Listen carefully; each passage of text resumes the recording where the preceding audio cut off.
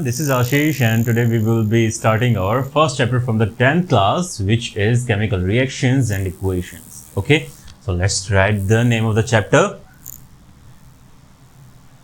Chemical reactions and equations.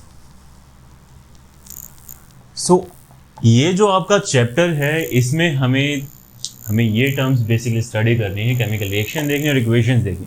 लेकिन उससे पहले एक जो वर्ड है इस यहाँ पर, ये क्या है? रिएक्शन। तो रिएक्शन का मतलब पता होना जरूरी है कि रिएक्शन होगी क्या। ठीक है, ये वर्ड आप डेली लाइफ में कहाँ सुनते हो? जब आपको कोई ये कहता है कि देखो उस बंदे का रिएक्शन आपकी तरफ कैसा है। ठीक है, मतलब आपकी तरफ वो कैसे रिएक्ट करता है, पॉजिटिवली रिएक्ट करता है या नेगेटिवली रिएक्ट करता है। ठीक है, और हिंदी में बोले तो रिएक्शन को क्या बोलते हैं? अभिक्रिया। मतलब किसी ने आपको देखकर कैसे आपका एक क्रिया या अभिक्रिया व्यक्त की है अपनी। ठीक है, लेकिन केमिस्ट्री के टर्म में हम रिएक्शन से हम क्या बताएंगे कि एक प्रोसेस होगी हमारी जिसके अंदर हमारे क्या होंगे, हम कुछ क्या देखने वाले हैं, केमिकल्स को स्टडी करने वाले हैं। लेकिन केमिकल रिएक्शन जो अभी लिख दिया, तो केमिकल रिएक्शन में आप क्या बताओगे कि ये एक वो प्रोसेस होगी। ठीक है, द प्रोसेस, या सिंपली क्या कहोगे, अ process in which a substance is converted into a new substance. तो उस प्रोसेस को हम क्या बोलेंगे? केमिकल रिएक्शन बोलेंगे। ठीक है, लेकिन यहां पर देखो जो अभी ये डेफिनेशन लिखी है कि अ process in which a substance is converted into a substance. ठीक है, तो यहां पर हम कुछ अभी क्या करेंगे, अमेंडमेंट करेंगे इस डेफिनेशन में। तो उसमें क्या बताओगे कि यहां पर हमने दो सब्सटेंस वर्ड यूज किए, एक बार तो यहां और एक बार बाद में। ठीक है, कि एक प्रोसेस के अंदर जिसके अंदर आपका एक सब्सटेंस क्या होता है, दूसरे सब्सटेंस में कन्वर्ट हो जाता है। तो एक सब्सटेंस जो पहले लिया था, एक तो उसका नाम हम देंगे, और एक सब्सटेंस जो हमने बाद में लिया था, एक उसको हम कुछ नाम देंगे। ठीक है, तो यहां पर एक तो हम डायरेक्टली क्या लिख सकते हो आप, इनटू अ न्यू सब्सटेंस।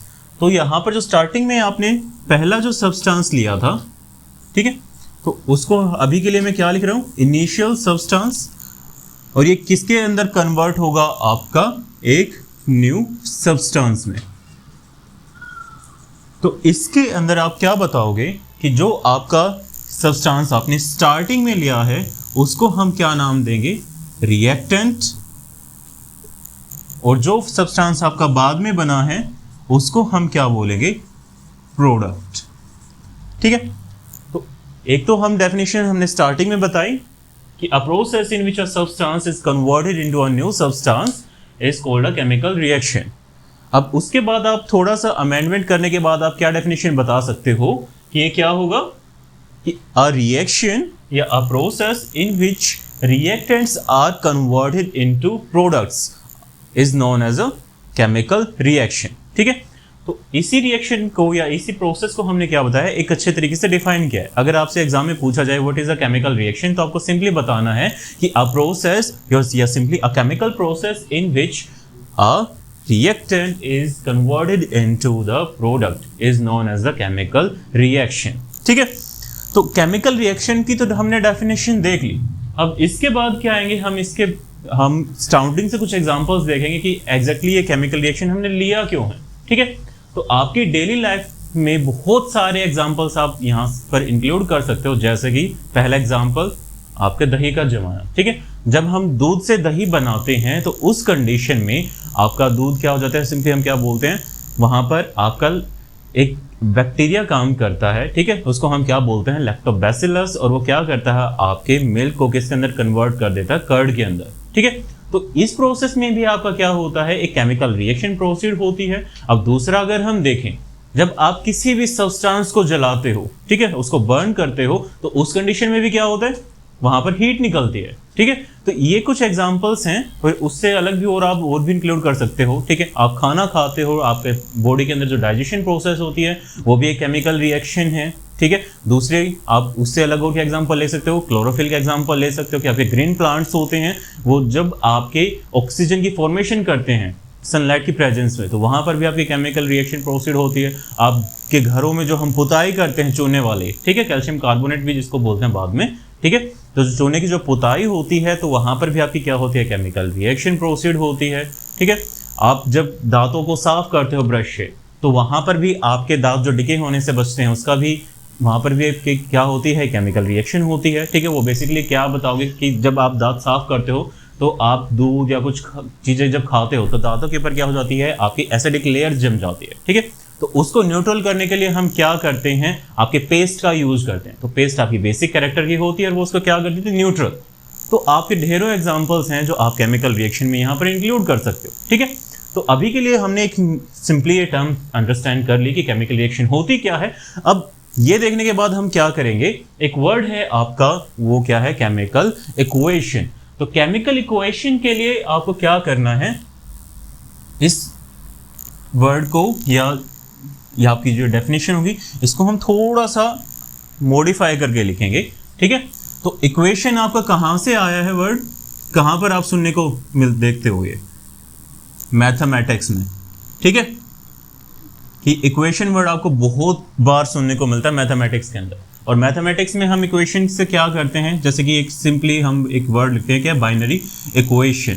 तो बाइनरी इक्वेशन में हम करते क्या हैं, आपकी क्या होती है, ये इंटीजर्स होते हैं, ठीक है, जैसे यहाँ आपके वेरिएबल्स होते हैं, हम उसको रिप्रेजेंट करते हैं सिंबॉलिक फॉर्म में। जैसे मैथमेटिक्स में आपके क्या होते हैं, नंबर्स होते हैं, ठीक है, आप उस नंबर्स को रिप्रेजेंट करते हो। और अगर बाइनरी इक्वेशन है तो हमारी किसकी पावर में जाती है, स्क्वायर की पावर में जाते हैं, ठीक है, रेज़ टू पावर 2 के अंदर हम उसको नोट करते हैं। तो यहाँ से सिंपली क्या मतलब हुआ कि इक्वेशन है, तो इक्वेशन के अंदर हमने क्या किया है कि जो आपकी टर्म्स हैं उनको उनकी सिंबॉलिक फॉर्म में रिप्रेजेंट कर दिया। जैसे कि यहाँ पर जब बाइनरी आपने लिखा तो बाइनरी के अंदर क्या आए, यहाँ पर रेज़ टू पावर 2 कर दिया, ठीक है, एक सिंबॉलिक रिप्रेजेंटेशन होगी कि बाइनरी इक्वेशन है, तो वहाँ पर जो आपका वेरिएबल होगा उसकी रेज़ टू पावर कितनी हो जाएगी, 2 हो जाएगी, ठीक है।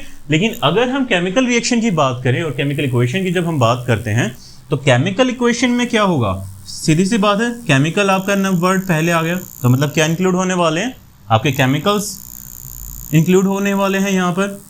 अब जब केमिकल्स इंक्लूड होंगे और उसके बाद में आपका क्या आ गया, इक्वेशन। तो केमिकल्स को आप किस फॉर्म में रखोगे, इक्वेशन की फॉर्म में, मतलब जो आपके केमिकल्स आप यूज करने वाले हो यहाँ पर उनको आप सिंबल्स की फॉर्म में लिखोगे, ठीक है। तो अब यही इसकी डेफिनेशन हम करेंगे कि आपकी एक केमिकल रिएक्शन जिसके अंदर आप डिफरेंट केमिकल्स को किस फॉर्म में रिप्रेजेंट करोगे, उनके सिंबल्स के फॉर्म में और उनके फॉर्मूले, केमिकल फॉर्मूले के फॉर्म में उनको रिप्रेजेंट करोगे, ठीक है। तो उसको हम क्या बोलेंगे, केमिकल इक्वेशन। तो इसकी डेफिनेशन लिखते हैं, ठीक है। तो क्या होगा कि अ प्रोसेस, या सिंपली अब यहाँ पर जब आप केमिकल रिएक्शन स्टडी कर चुके हो तो वहाँ पर आप क्या बताओगे कि अ प्रोसेस और अ केमिकल रिएक्शन in which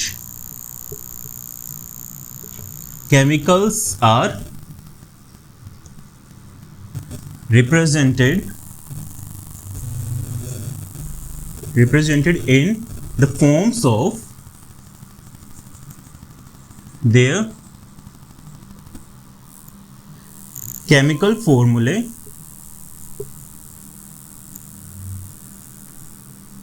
और सिंबल्स, या सिंपली यहाँ पर एंड लिखो आप, ठीक है, and symbols is known as a chemical equation. तो अभी आपके ऊपर एग्जांपल्स लिए थे, ठीक है, जैसे कि आपके किसी एक एग्जांपल सबसे क्या बताया था, बर्निंग, किसी भी चीज़ को आप जलाते हो तो वहाँ पर क्या होती है, हीट निकलती है, ठीक है, एक रिएक्शन होती है। तो यहाँ पर जलाने का एग्जाम्पल, जलाने को तो आप कुछ भी जला सकते हो, ठीक है।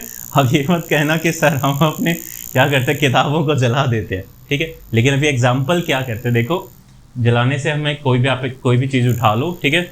अब एग्जाम्पल लेते हैं आपका, एक कार्बन लेते हैं, ठीक है। तो कार्बन क्या है, कार्बन की एक फॉर्म लेंगे यहाँ पर, वो क्या होगी, कोयल, कि कोयला है, ठीक है।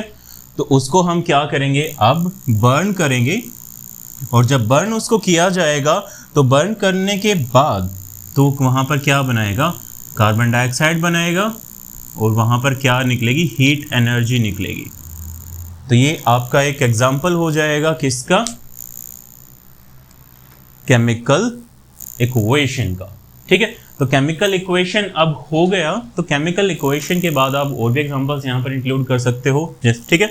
और आपकी बुक्स में भी ऐसे एग्जांपल्स दे रखे होंगे, जैसे कि एक फेमस एग्जांपल आता है आपका, वो होता है कि जब आप मैग्नीशियम रिबन को क्या करते हो, बर्न करते हो, ठीक है। और बर्न होने के लिए एक कंडीशन याद रखो कि जब भी हमें किसी चीज़ को जलाना होगा तो हमें हमेशा ही किसकी जरूरत पड़ेगी, आपके ऑक्सीजन की ज़रूरत पड़ेगी, ठीक है। तो अगर ऑक्सीजन आपकी नहीं है तो आपका कोई सब्सटेंस बर्न नहीं होगा, ठीक है। तो जब आप मैग्नीशियम रिबन को यहाँ पर बर्न करोगे तो वो क्या बनाएगा, आपका मैग्नीशियम ऑक्साइड बनाएगा, ठीक है। अब जो मैग्नीशियम ऑक्साइड बनाएगा इसका अपना एक कलर होगा। तो ये आपकी एक रिएक्शन है कि जब मैग्नीशियम को आप बर्न करते हो तो वहाँ पर वो क्या बनाता है, मैग्नीशियम ऑक्साइड बनाता है। और इसके लिए आपकी बुक्स के अंदर एक एक्टिविटी दी हुई है कि जब आप मैग्नीशियम रिबन को बर्न करते हो तो वो एक डेजलिंग वाइट फ्यूम्स के साथ क्या होता है, बर्न होता है, ठीक है। तो ये जब आप मैग्नीशियम को इसको बर्न करोगे तो यहाँ पर क्या निकले, डेजलिंग वाइट फ्यूम्स निकलेंगी। तो ऐसे ही आप और भी एग्जांपल्स इंक्लूड कर सकते हो। आपके डाइजेशन का एग्जांपल आप लिख सकते हो, ठीक है। वो भी आपकी कैसी रिएक्शन है, आपकी एक केमिकल इक्वेशन ही आएगी। बस उसको हमें करना क्या है, इसके सिंबल्स की फॉर्म में लिखना है, ठीक है। अब यहाँ पर देखो मैग्नीशियम है, अगर आपकी केमिकल इक्वेशन है तो ये इसको हम सिंपली क्या भी लिख सकते थे, मैग्नीशियम प्लस ऑक्सीजन, और ये क्या बनाएगा आपका मैग्नीशियम ऑक्साइड। तो जब इसने मैग्नीशियम ऑक्साइड बनाया तो उस कंडीशन में ये हमने किस फॉर्म में लिखा, इसको वर्ड्स की फॉर्म में लिखा, ठीक है। तो वर्ड्स की फॉर्म में हमें डील नहीं करना है। जब आप केमिकल इक्वेशन लिखते हो तो हमें लिखना क्या होगा वहां पर कि उसको किसकी फॉर्म में लिखना, उसके सिंबल्स की फॉर्म में। तो जो मैग्नीशियम है उसका सिंबल क्या है, Mg, ऑक्सीजन का क्या होगा आपका O2, और मैग्नीशियम ऑक्साइड का क्या हो जाएगा सिंबल आपका MgO। तो ये आपकी एक सिंबॉलिक रिप्रेजेंटेशन है केमिकल रिएक्शन की, और इसी को हम क्या नाम देंगे, आपके केमिकल इक्वेशन का नाम देंगे, ठीक है। तो केमिकल इक्वेशन अब हमने देख ली। अब यहाँ पर देखो एक चीज आपको देखने को मिली होगी कि मैग्नीशियम प्लस O2, ठीक है, एक एरो लगाया है यहाँ पर इस डायरेक्शन में। तो ये एरो किसको रिप्रेजेंट करता है, तो एरो किसको बताएगा कि ये कौन सी डायरेक्शन है, आपकी एक फॉरवर्ड डायरेक्शन है कि आपके ये जो चीजें हैं, ठीक है, मैग्नीशियम और ऑक्सीजन, ये दोनों आपस में क्या हुए हैं, रिएक्ट हुए हैं, और इन्होंने क्या बनाया है, एक नया प्रोडक्ट बनाया है, ठीक है। तो ये जो आपका सिंबल है, ये जो एरो है, ये किसको रिप्रेजेंट करेगा, फॉरवर्ड रिएक्शन को, कि यहाँ से जो रिएक्टेंट्स थे ये किसके अंदर कन्वर्ट हो गए, आपके प्रोडक्ट्स में। तो यहाँ पर आपकी अब क्या चीजें हुई, एक तो आपकी लेफ्ट हैंड साइड है LHS, एक है आपकी राइट हैंड साइड, और बीच में क्या है आपका एरो। लेफ्ट हैंड साइड में हमेशा क्या लिखे जाएंगे, आपके रिएक्टेंट्स लिखे जाएंगे, राइट हैंड साइड में आपके क्या लिखे जाएंगे, यहाँ पर आपके प्रोडक्ट्स लिखे जाएंगे। तो ये आपकी क्या होगी, अब फाइनली केमिकल इक्वेशन हो गई, ठीक है। अब इसको देखने के बाद में फिर आपकी टर्म्स आएंगी, बैलेंस्ड केमिकल इक्वेशन, ठीक है, अनबैलेंस्ड केमिकल इक्वेशन। तो उसके लिए हम आपको नेक्स्ट वीडियो में मिलेंगे, ठीक है। तो आप तब तक इन टॉपिक्स को बड़े अच्छे से पढ़ो। दो ही आपके जनरली डेफिनेशंस हुई हैं, बस उनको अच्छे से रिवाइज करो, तो उसमें कंफ्यूज नहीं होना है, ठीक है। केवल उनको क्या करो, आप डेली रिएक्शन या एक्टिविटी से रिलेट करके देखो। जैसे रिएक्शन का बताया था कि रिएक्शन क्या होगा कि दूसरा आपको देखकर क्या रिएक्ट करता है, मतलब कैसे अभिक्रिया, हिंदी में बोले तो अभिक्रिया, ठीक है। मतलब यहाँ पर अगर केमिकल्स हैं तो वो एक दूसरे के साथ जब कॉन्टेक्ट में आएंगे तो कैसे एक दूसरे के साथ रिएक्ट करने वाले हैं, ठीक है। और फिर है आपकी इक्वेशन बताई थी कि वो क्या होंगी, आपकी केमिकल रिएक्शन की एक सिंबॉलिक रिप्रेजेंटेशन होगी, ठीक है। और जो आपका नेक्स्ट वीडियो होगा उसके अंदर हम balanced chemical equation and balanced chemical equation के साथ डील करेंगे, और साथ में ही क्या देखेंगे आपके उनको कैसे बैलेंस किया जाएगा। अगर बैलेंस्ड केमिकल इक्वेशंस है तो उसको हम कैसे बैलेंस करेंगे, ठीक है। तो टिल देन स्टे हैप्पी।